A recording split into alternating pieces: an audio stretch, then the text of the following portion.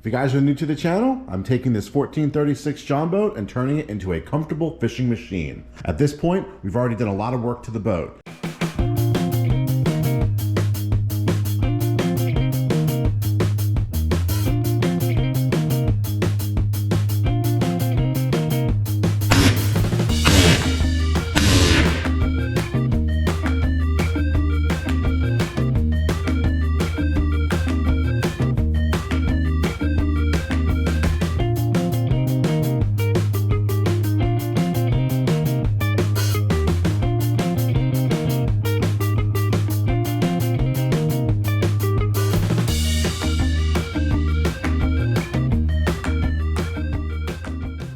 I have a playlist in the description if you guys want to catch up on anything we've done so far. For today's video, I'm getting started on building out the storage and flooring. I've got a couple cool ideas I'm kicking around right now, and I'm going to take you guys through every step of the process of building out safe, sturdy flooring for your John boat. So as you can see, I've got a couple different materials sitting around here. I've been trying to come up with different ways on how I want to tackle this project, and I think I have a really good idea, so I wanted to break out the camera and show you guys what I'm working with. So there's a couple key things that I'm trying to accomplish at this point. Number one is I want to get these rails painted because I don't want to apply any of the EVA foam until after I have all the paint done. That way I'm not worried about getting paint on the foam. The reason why I haven't painted them yet is because every time I seem to do flooring, I'm always scratching up the side rails.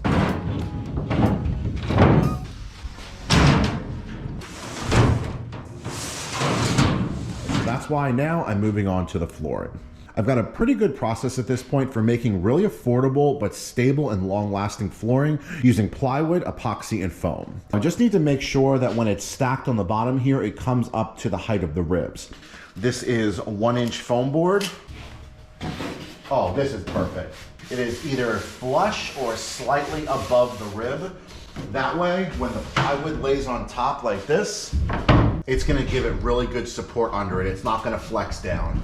It also works out well because I have more than enough scrap to fill out both parts of the boat here. So to get started, I know that my floor width is 37 inches. This is a 1437 boat. Just to double check that, we'll go from floor to floor, and we are exactly 37 inches. So that means that our foam board needs to be 37 inches long and 15.5 inches wide for this panel here.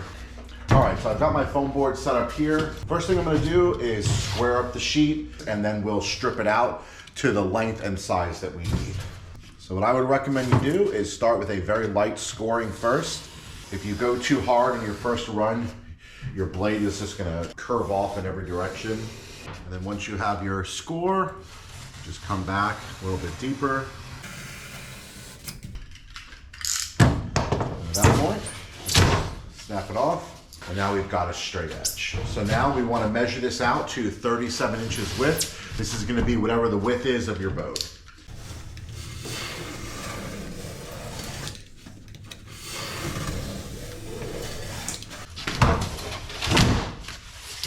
We're now 37 inches wide. So now as I strip this out, everything should just fall into place as needed. We'll start by measuring between our first set of ribs here. We're at about 15.5. So we got our first piece cut here. It should fit. Perfect. Look at that. All right. Yep, that looks really good. So now when we have our floor on top of it, this will give it nice support under the floor, and then a little bit of added emergency buoyancy just in case we get swamped. So just something I was thinking about as I'm working on this here is a lot of people don't understand the difference or reason for foam on the inside of your boat and how that affects buoyancy. 4 inches. A common question that I hear a lot is, if I add foam inside my boat, will it help me float better? And the answer to that is no. Foam inside your boat will not make your boat float any better, any more stable. It will not have any impact to the stability or flotation on the outside of your boat. The purpose for foam inside your boat is for emergency flotation. So that means if water gets inside your boat, that's when the foam on the inside of your boat will keep your boat from sinking down into the water. If your boat gets flipped over, for example, that's another situation where the foam on the inside of the boat will keep it from sinking down into whatever body of water you're in.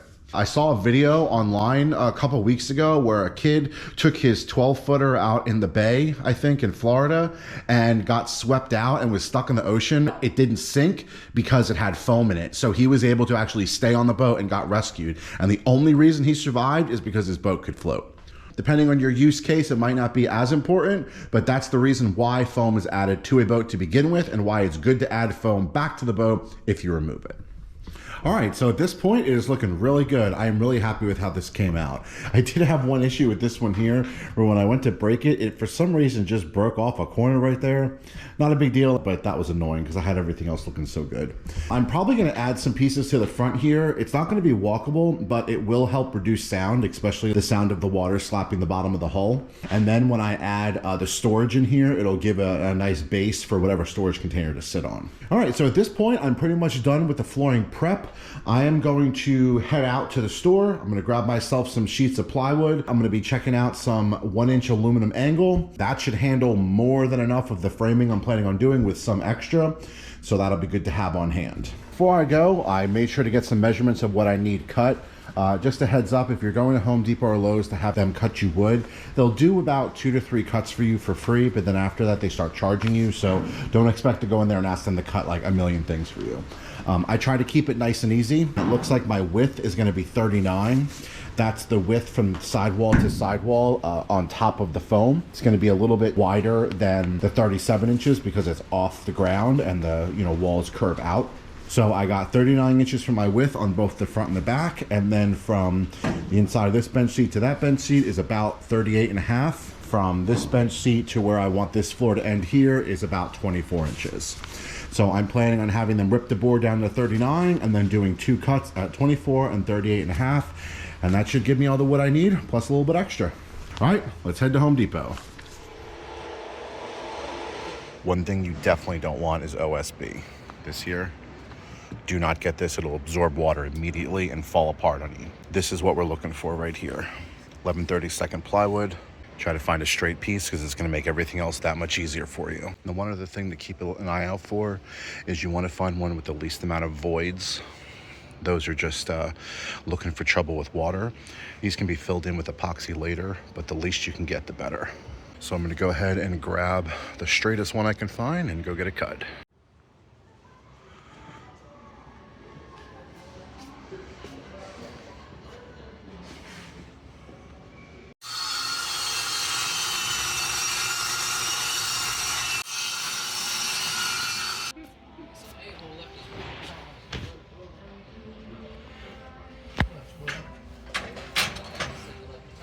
All right, so I'm back in the truck now. Everything went really well. I'm happy with the aluminum I got.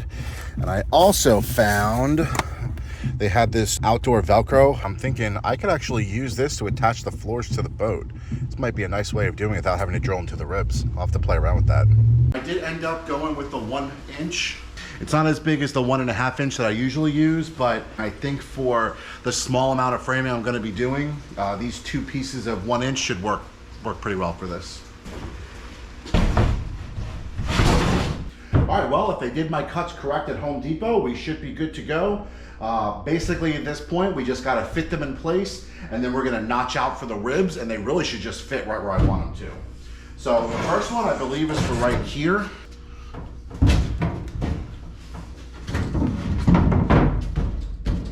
Oh, yeah, that looks really good. That looks really good. It's sitting high because we haven't notched out for the ribs yet, but as far as the distance goes, that's absolutely perfect, exactly what I wanted. This gives me room to build off the deck, and hopefully I can keep this nice and flush so there's no gap here, and then this will be the front standing area. I like that a lot. All right, now this one should fit in here. Oh, there we go, okay. Oh, perfect, absolutely perfect. Yeah, see, this is the great part, man. All I had to do was bring my measurements to the person. They did the 3 cuts for me, no problem. And then now I have 90% of the I would call the difficult part done. Because now I just need to notch out for the ribs, which I'll show you guys a really, really easy trick to do that. And then we're just gonna epoxy it and then it's ready for installation.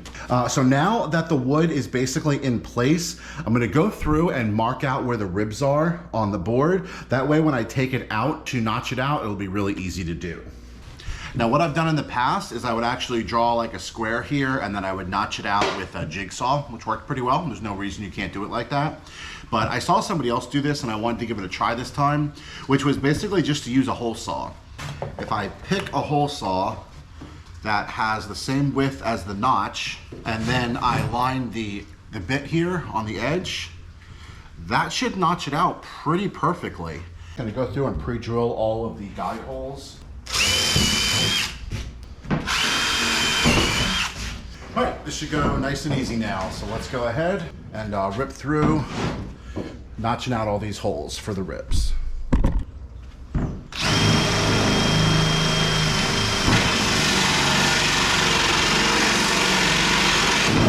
Oh, much, much easier. And as you can see, this is also why I didn't want to do the rails yet, because I've been using the rails as a cut surface here and they'd have been all chewed up. So I'm really glad I waited on doing the rails.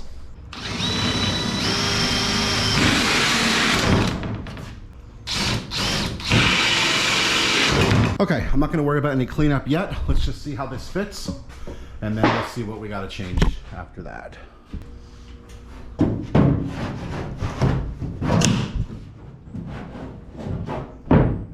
Okay, overall pretty good. Might be binding on a rib over there. Oh no, this all looks really good.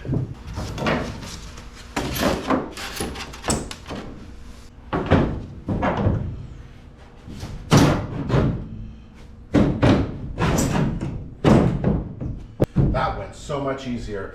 That's perfect. I am gonna have to be careful though, because when I epoxy the edges here with how tight of a fit this is, there's no way it's gonna wedge back in here. So I'm gonna have to sand down each edge before I apply the epoxy, because this is way too tight to apply epoxy to and expect it to fit again. So that's just something to keep in mind. Epoxy will be in the next video. This video is all about getting this all sorted. So right now we are looking really, really good. All right, guys, well, at this point, the flooring is in the boat. I am really, really happy with how this came out. The entire process that I had mapped out in my head worked exactly as I was expecting. The only hiccups along the way was figuring out how we needed to fit based on the curves of the boat, but that's not something you can really plan for until you actually start fitting it in. I really like the hole saw idea. It notched out for the ribs really, really well. I probably could have gone a little bit smaller, a little bit bigger here and there, but honestly, once this is all epoxied and then the EVA foam gets placed on top, you're never gonna know it because it's all gonna get covered up. I'm really liking the front of the boat here. This looks like a really nice front standing area up front. Once I turn this into storage, it's gonna make the front of the boat look really complete. I'm really excited to see how comfortable it is to sit and fish from the front here when you have your whole storage area plus the little shelf I'm building. It's almost gonna be better to sit up front than in the back with this boat. All right, well, in the next video, I'm gonna be doing all the epoxy work. That's gonna get this wood sealed up and ready for the EVA foam. Once I have the epoxy complete, I've got a really great idea on how I'm gonna mount the floor to the boat. At that point, you're just adding foam and it's gonna look really, really killer. If you guys have any questions or suggestions on things I could have done better or advice on your builds, feel free to drop a comment below. I get a lot of messages from you guys thanking me for the detailed content that I'm putting out. I've had a couple questions related to like donations and stuff like that. If you guys were interested in supporting the channel, I do have a couple ways you can do that. Number one is I do have a very small merch shop set up. It's just with some designs I put together for myself for some shirts, hats, and hoodies and things like that. It's the logo and a couple other things like that, so you can check that in the description. I also have a membership thing set up for YouTube. A big thank you to the members that have already joined. It's only $1 a month and you get a little badge next to your name, so when you comment on the videos, you kind of stand out a little bit. I thought it was pretty cool to show your support for the channel and also get noticed a little bit more too. As always, you can follow me on Instagram, and I also have a Discord channel set up. There's a bunch of folks on there where we talk about our builds and share pictures and questions. So if you're looking for other people that are interested in building boats, you might want to check it out. I'll also have a link in the description for there. So if you guys want to follow along with this John boat build and see what I got coming up next, don't forget to subscribe. Make sure to hit that like button if you found this content helpful. I always like to know what you guys are vibing with, and when I see a lot of likes on a video, I know to focus on that kind of content more in the future. As I said, don't forget to subscribe if you want to see the next video. Thanks for watching. Not much I can really do about that. Oh no. My stupid thing, what, didn't hold.